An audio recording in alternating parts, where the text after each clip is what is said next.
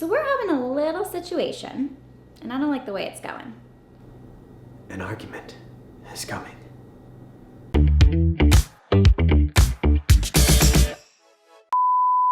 Before we jump into today's episode, but without wasting time, all the YouTube things. Follow, like, subscribe, comment, please. You can feel it. You can hear it at the edges of the conversation. But it's late at night, We're both tired. and I decide that I am no longer capable of dealing with the argument ahead. And I still feel fully comfortable exploring the space that we're in right now. So I'm essentially left holding the argument bag. So what's the best way to go forward? Here's the hard answer. We don't. I do. And I do. But right now, the truth that neither of us wants to admit is that we both need to take a huge step back from one another and just take that ever-present, seemingly omniscient phrase out of the physics playbook and use it to our individually and collectively full advantage. We're talking about time and space. Okay, so the truth is, this is how I deal with issues that come up in my life, and specifically within our relationship. I talk, or I write, like I wrote this episode. I write, and she thinks. She takes time to herself to give her brain and emotions room to breathe. I write because my wife has now told me that she's no longer in a place where she wants to talk, but I really want to talk. But I also really want to stay married. So I devote my brain to writing the things that I don't yet want to say out loud, even if I think that I really, really do in that moment. Because there's really only a couple of things that truly calm emotions. Drugs and alcohol. Nailed it. Nope. We're talking about time and space. Yep, apparently old Einstein's stuff actually applies to love too. Now, I don't know a whole lot about physics, but I know a little bit about love. And the truth is that the only solutions for most problems that we have in relationships are the things we're least likely to give them in the heat of the moment. Time and space. We need both of these things to really appreciate the all too commonly overlooked phrase, cooler heads prevail. They really do.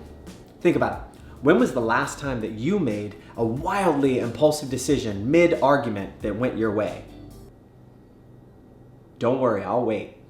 It's because those moments, though incredibly attractive and highly sought after for all their daydream-inspired glamour, in real life, those moments are usually subpar. So what do we do when we're all fired up and feel like we have the right of way down I can prove my wife wrong street? We take time and space. If not both, we at least need to temper our tongues and take one or the other. Because without these two things, we inevitably say something we don't mean in the interest of just winning the argument. Don't do that. What are you, 12? Grow up. So, next time you're in the heat of the moment, but you're not yet at that point where you feel like it might boil over into let's have makeup sex point. If you're not there, Just take a step back. and relax. And like I said, you don't have to have both of them. You don't even have to walk away sometimes. I literally wrote this piece while Ange was back here in the kitchen angrily making dinner, and I could feel and hear the tensions dissolving as I typed. And it wasn't because I was typing. It's because we were both taking a second to really think about what we really wanted to say. It gave me space, gave her space. Gave me time, gave her time. And even though at the time that I wrote this, I didn't have a fucking clue what was gonna happen, I was a lot more optimistic in the moment because we allowed ourselves these two very important things when it comes to most ridiculous arguments in relationships. Time and space.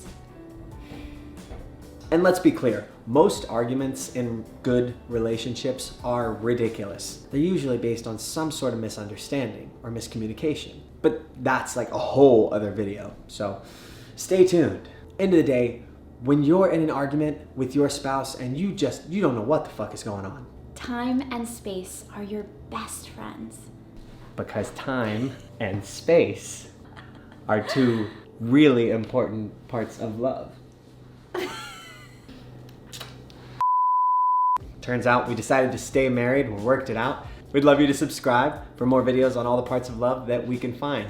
It's Palo Santo? Yeah. That's very nice. Still married.